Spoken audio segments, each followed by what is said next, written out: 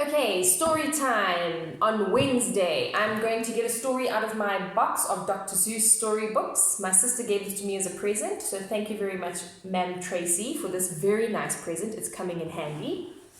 Okay, I'm going to choose a nice one. Let's see. We are going to read, 1, 2, 3, this one.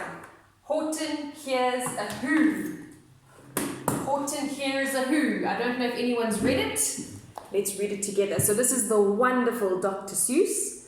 I heard somebody saying that actually the way you pronounce it is Dr. Sauce, like tomato sauce. But I've called him Dr. Seuss all my life, and everyone I know calls him Dr. Seuss in South Africa. So I'm going to keep calling him Dr. Seuss. Okay, so this book is called Horton Hears a Who by Dr. Seuss. Okay. Let's read.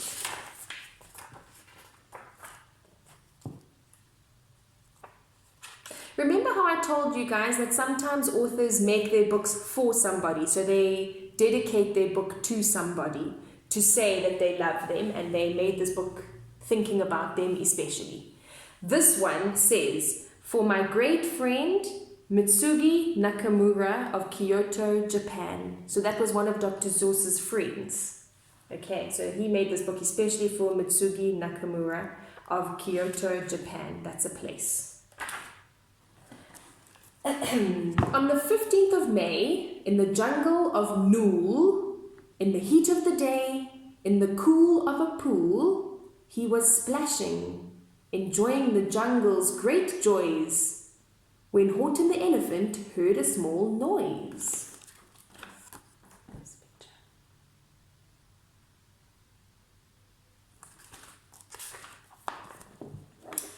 So Horton stopped splashing.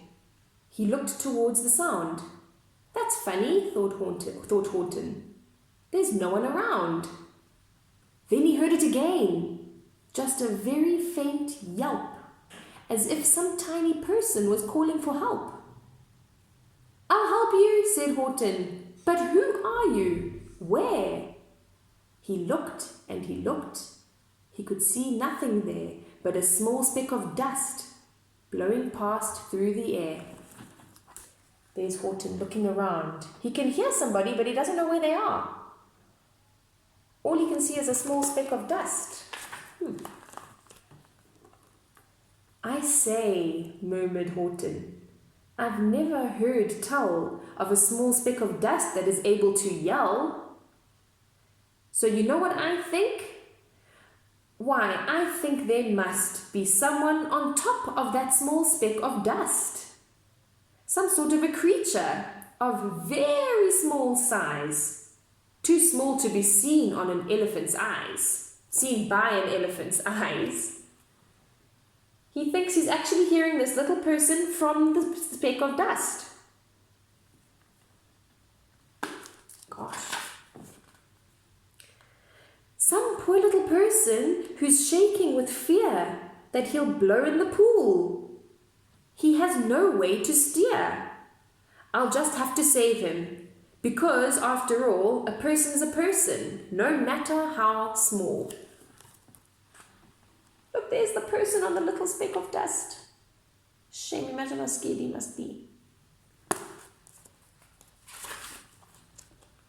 So, gently and using the greatest of care, the elephant stretched his great trunk through the air, and he lifted the dust speck and carried it over and placed it down safe on a very soft clover. A clover is a little type of plant. It's almost like a little grass. Look there. Isn't that so kind of Horton? Even though it's so tiny, he's still saving that little speck of dust. "Humph!" humphed a voice. 'Twas a sour kangaroo, and the young kangaroo in her pouch said "humph" too. "Why, that speck is as small as the head of a pin. A person on that? Why, there never has been." So the kangaroo says, "Oh, that can't be. There's no way." Even the kangaroo's baby says, "There's no way." "Believe me," said Horton, I tell you sincerely, my ears are quite keen, and I heard him quite clearly. I know there's a person down there, and what's more, quite likely there's 2, even 3, even 4. Quite likely a family for all that we know. A family with children just starting to grow. So please, Horton said, as a favour to me, try not to disturb them. Just please let them be. There's a whole little family of people on the speck of dust.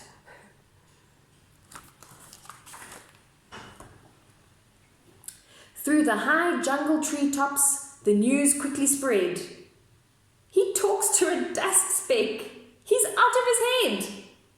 Just look at him walk with that speck on that flower. And Horton walked, worrying almost an hour. Should I put the speck down? Horton thought with alarm.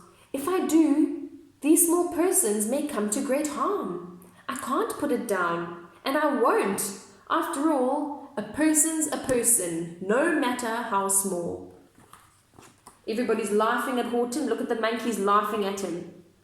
But he knows he's got to protect that little clover with the dust speck on it. Then Horton stopped walking. The speck voice was talking. The voice was so faint he could just barely hear it. Speak up, please, said Horton. He put his ear near it. My friend, came the voice. You're a very fine friend. You've helped all us folks on this dust speck, no end. You've saved all our houses, our ceilings and floors. You've saved all our churches and grocery stores. Wow, guys, it's like there's a whole town on that little speck. And they're saying, thank you, Horton, you've saved us. You mean, Horton gasped, you have buildings there too? Oh yes, piped the voice. We most certainly do. I know, called the voice. I'm too small to be seen, but I'm mayor of a town that is friendly and clean. Our buildings to you would seem terribly small, but to us, who aren't big, they are wonderfully tall. My town is called Whoville, for I am a Who. And we Whos are all thankful and grateful to you. And Horton called back to the mayor of the town, you're safe now, don't worry, I won't let you down. There's a picture of Whoville.